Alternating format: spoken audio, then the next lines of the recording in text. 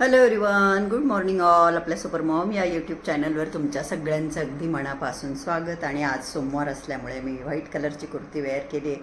Actually मध्ये एके दिवशी घातली होती, परत काढून ठेवली. म्हटलं व्हाईट आहे तर आज सोमवार येतं आपण घालून घेऊ, तर म्हणून मी कुर्ती घातली. स्किन केअर वगैरे माझं करून झालेलं आहे. टिकलीसुद्धा ही ब्लू कलरची आहे, जी मला मिररला लावलेली दिसली, मग मी तीच घेऊन लावून घेतली. तर आता देवपूजेची सगळी तयारी झालेली आहे. देवपूजा करून घेते आणि मग बोलते तुमच्याशी. हां, मग ज्या वेळेला इकडून आलं ना, बोलून झालं तिथं गेले आणि गेल्यानंतर सगळे परदेशातले लोक आले होते तिथं सगळे. आणि मग प्रत्येकाने प्रत्येकाच्या विषयावर मांडलं, कोणाला काय वाटतं, कोणाला काय, ज्याचे त्याचे विषय त्याचे मांडून झाले. दादाने ज्या वेळेला बोलायला उभं केलं तर दादाने काय सांगितलं, कृष्णाचं सांगितलं. फक्त भगवद्गीता आपली काय आहे, श्रीकृष्णाचा जन्म, पूर्ण अवतार कसा आहे आणि श्रीकृष्णाचा जो अवतार आहे तो कशासाठी आलेला आहे. जसं गीतेमध्ये भगवंताने सांगून ठेवलेले, परित्राणाय साधूना, विनाशाचे दुष्टता, धर्म संस्थापना, या 3 कारणासाठी भगवंताला अवतार घ्यावा. तर मग त्यांनी येऊन काय केलेलं आहे, प्रत्येक माणसाच्या जीवनाच्या किती खोल्या आहेत, 5 खोल्या असतात, त्या कशा प्रकाशित केल्या हे सगळं तिथं त्या लोकांना सांगितलं. आणि त्या लोकांना सांगितलं तर ते इतके प्रभावी झाले की मग त्यांनी सांगितलं, तुम्ही एवढं मोठं असं काही तत्वज्ञान मोठं सांगितलं आम्हाला, आमच्याकडे कोणाकडेच नाही येत, तुम्ही आमच्या इथं राहा. मोठ्या अधिकाऱ्याने ऑफर दिली दादा, मला एवढा पगार महिन्याचा एवढा राहील, जायला यायला फिरायला गाडी राहील, राहायला घराची बंगल्याची सोय राहील, सगळं काही तुम्ही म्हणाल तेवढा पेमेंट तुम्हाला दिलं जाईल.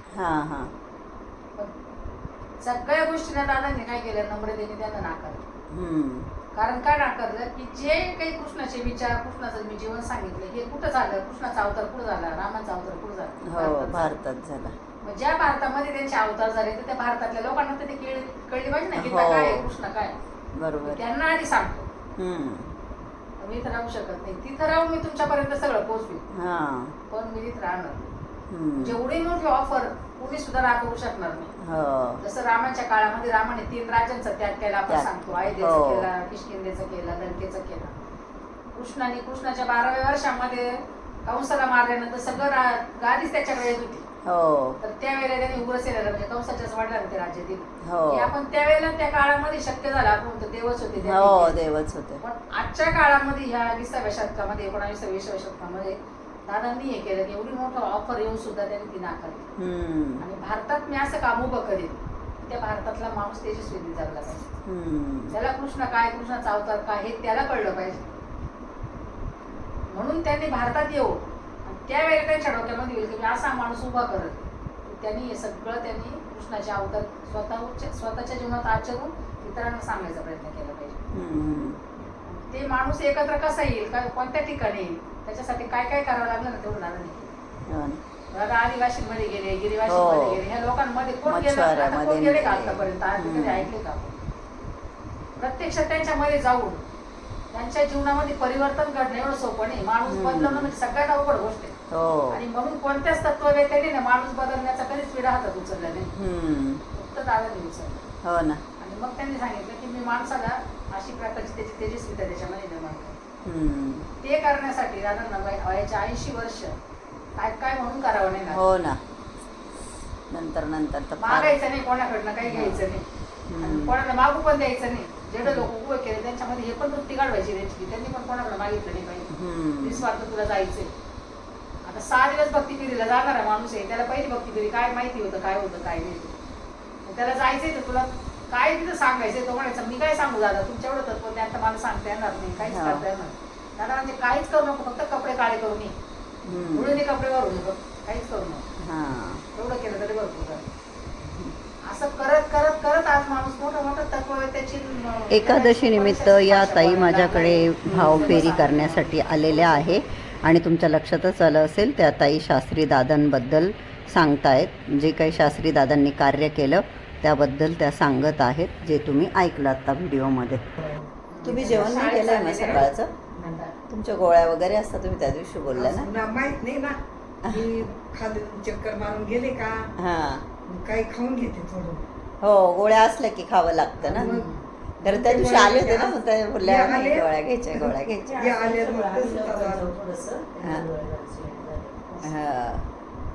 सकाळपासून सुरू केलेली आहे का?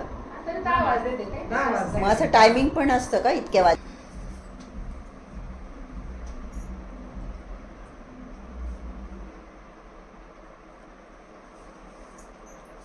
त्यांच्या आहे ना पण इकडच्या सगळ्याच रूमची साईज खूप मोठी आहे अशी सगळी हो. अशी असेल याची असेल कोणती इतकं मोठं वाटतं 2 बेडरूमच्या मानाने मोठी फ्लॅट आहे. सुटसुटीत असं कुठं येऊन वाटत नाही सुटसुटीत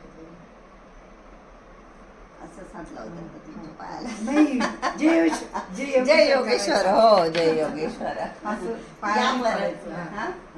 आता त्यांना दिलंय आता इकडं हो. वर्षभर हो वर्षभर का? नाही कवर नाही. जेव्हा सांगतील तेव्हा हा. असं राहत ते.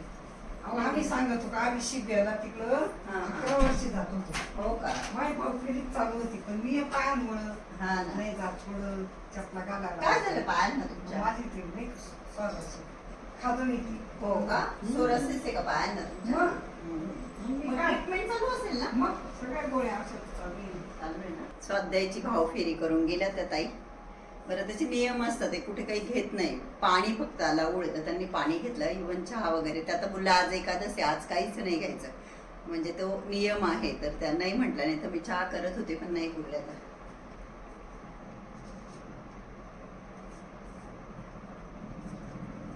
हे आहे कौट आणि गूळ मिक्स केलेलं.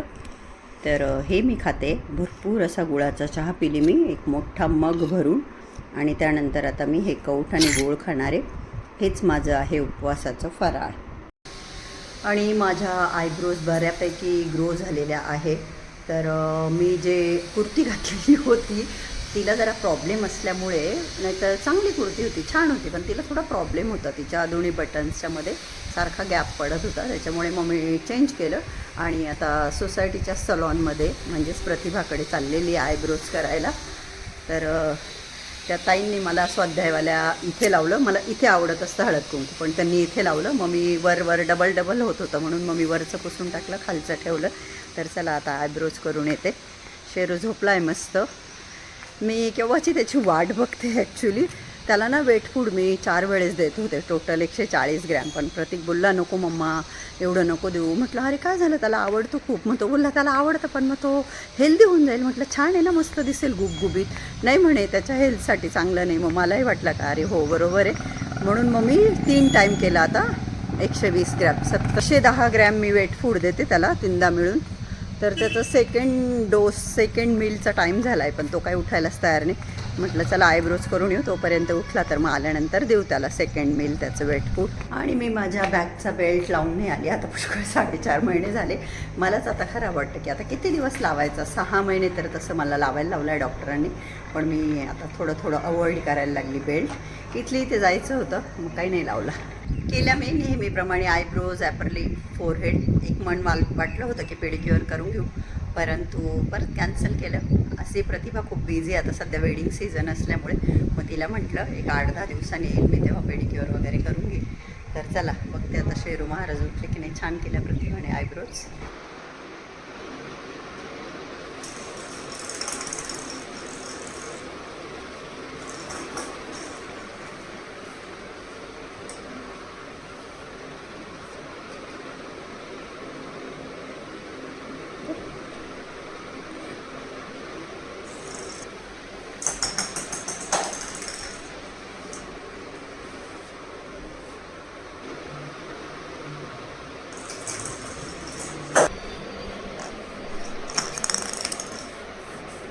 कुठे गेला बॉल शेरूचा बॉल कुठे गेला बॉल शोप्या खाली गेला.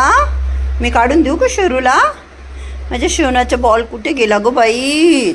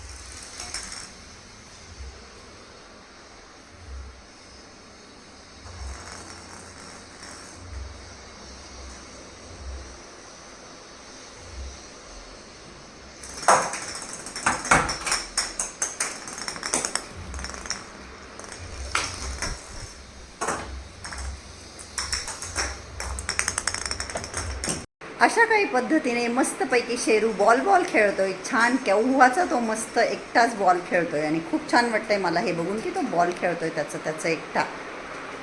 की फुल स्पीडवर फॅन, इवन आवाज पण येत असेल, फुल स्पीडवर फॅन केला आहे तरी पण हे बघा पूर्ण माझी नेक वगैरे पूर्ण माझं सगळं असं ओलं फील होतं आहे मला.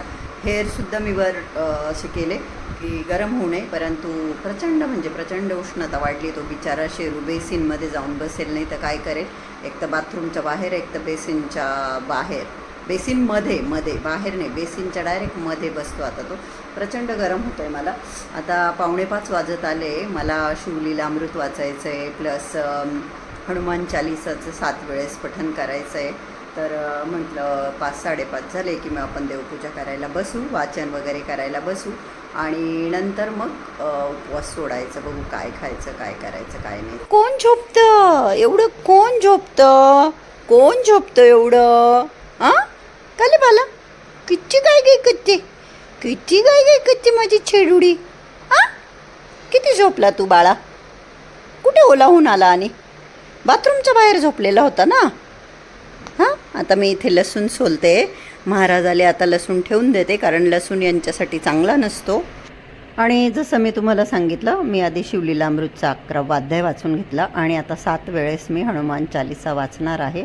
जेव्हाही आपण देवाचं कुठल्याही ग्रंथाचं वाचन करतो तेव्हा मनाला ना शांती मिळते. असं काही समजा मनात खूप विचार असतील, मन आपलं अस्वस्थ असेल, तर तेव्हा देवाचं वाचन करावं, मनाला खरोखर शांती मिळते. आणि म्हणूनच माझं कायम मला जेव्हाही शक्य होईल गुरुवारी स्वामीचरित्र, शुक्रवारी दुर्गा सप्तशती, रोज हनुमान चालीसा वाचन चालू आहे. टोटो आणि खुशी आलेल्या आहे. हाय गर्ल्स, आप लोग आए क्या? शेरू खुश हो जाता है, इसलिए मैं आप लोगों को बोलती हूँ आ जाना उसके साथ थोड़ा खेलने. मिष्टी नाही आले आज टोटो? गुनगुन सोबत आहे का? रात्रीचे 9:30 वाजलेले आणि मी फेस वॉश केले, अजून काही अप्लाय केलेलं नाही. आणि हो, मला बऱ्याचदा विचारलं जातं की चेहऱ्याला काय लावते आणि मी अनेकदा सांगितलं आहे, पण ज्या मैत्रिणींनी नाही बघितलं तर त्यांच्यासाठी सांगते की मी स्किन केअर रुटीन फॉलो करते न चुकता.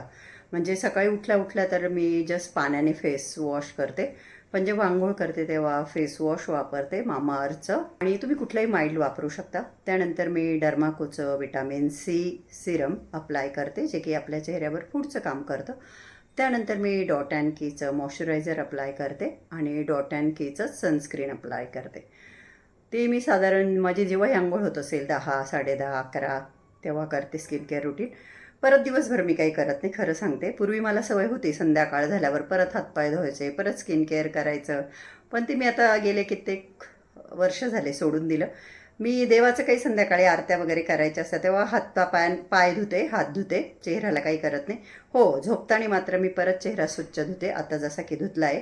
आणि परत मी रेटानॉल सिरम आणि मॉइश्चरायझर भरपूर प्रमाणात अप्लाय करते, कारण की आपण जेव्हा झोपतो तेव्हा आपली स्किन रिपेअर व्हायला भरपूर टाईम मिळतो. म्हणून झोपतानाचं सुद्धा स्किन केअर करायला अजिबात विसरायचं नाही, जसं की मी विसरत नाही. आता मी मॉइश्चरायझर आणि सिरम लावते. हे बघा, हे आहे डॉट अँड कीचं मॉइश्चरायझर. आणि काय होतं माहिती आहे का, मी बघितलं आहे खूप सगळ्या महिलांना, मैत्रिणींना, बहिणींना, असं का म्हणत नाही. हे बघा, क्वांटिटी मी बऱ्यापैकी घेतली. तर स्किन केअर करताना ना 30 सेकंदसुद्धा स्वतःच्या चेहऱ्यासाठी देत नाही. तर नुसतं लावायचं म्हणून लावायचं नाही, तर आपण जे प्रोडक्ट घेतलेलं आहे, आता मॉइश्चरायझर म्हणजे काय, ते आपल्या त्वचेला मॉइश्चराईज करतं, नमी ठेवतं त्वचेमध्ये, म्हणजे काय, एक प्रकारचा ओलावा ठेवतो. मग त्यासाठी ते जे प्रोडक्ट आहे ते आपल्या स्किनच्या आत जाणं खूप गरजेचं असतं. म्हणजे स्किनने ते ॲब्झॉर्ब केलं पाहिजे, पिलं पाहिजे अक्षरशः. अशा पद्धतीने ते आपण मसाज केलं पाहिजे. तर मी जेव्हाही सकाळी किंवा संध्याकाळी स्किन केअर करते ना, मी खरोखर टाईम देते स्वतःच्या चेहऱ्याला, त्वचेला. तर छान असं मॉइश्चरायझर मसाज करून ते पूर्ण स्किनच्या आत मुरेपर्यंत सर्क्युलर मोशनमध्ये नेकला असं अपवर्ड मसाज करायचं, म्हणजे वरच्या दिशेने. म्हणजे काय होतं, जेव्हा आपली स्किन लूज पडते ना, तर मानेवर सगळ्यात पहिलं नोटीस होतं. माझ्याही आता व्हायला लागलं आहे आणि मला त्याबद्दल काही वाटत नाही, कारण की जसं तुम्हाला माहिती आहे मी माझ्या वयाच्या 50मध्ये आहे, तर ते दिसणारच ठरलं. पण आपण जेव्हा काळजी घेतो ना, तर एजिंग साईन जे आहे, वय झाल्याचे जी लक्षणं आहे, स्किन लूज पडणं, सुरकुत्या पडणं, ते थोडंसं लांबेल किंवा मग ते जेवढं दिसायचं त्याच्यापेक्षा थोडं कमी प्रमाणात दिसेल. तर अशा पद्धतीने छान असं मस्तपैकी मी मॉइश्चरायझर मानेला, गळ्याला सगळीकडे लावून घेतल्यानंतर मी हे लिप बाम लावते. नाही तर तुम्हाला वाटायचं झोपायच्या वेळेस काय सोनाली लिपस्टिक लावते. तर हे टिंटेड लिप बाम आहे माझं मदरचं. हे बघा किती छान माझं स्किन केअर करून झालं आणि चेहऱ्याला थोडासा मसाज केल्यामुळे असं पिंक पिंक दिसत आहे माझे गाल. जसं आता झोपताना मी काय लावलं आहे जसं काही असे दिसत आहे. तर आता मी जाणार आहे झोपायला. झोपेमध्ये आपली स्किन छान रिपेअर होते. आणि हे बघा शेरू महाराज किती शिस्तीत गोड बाळासारखे माझ्या बेडवर येऊन झोपले आणि आता मी देखील झोपते आणि रात्रभर माझ्या स्किनला छान रिपेअर व्हायला टाईम मिळेल. आणि उठल्या उठल्यासुद्धा आपली स्किन, आपण जेव्हा स्किन केअर करून झोपतो ना, तर उठल्यावर सुद्धा चेहरा असा एकदम छान फ्रेश दिसतो. स्वतःलाच बघून छान वाटतं आणि मी अजून चेहऱ्याची काळजी घ्यावीशी वाटते. तर तुम्ही पण चेहऱ्याची काळजी नक्की घ्या. व्हिडिओ आवडला असेल तर लाईक करा.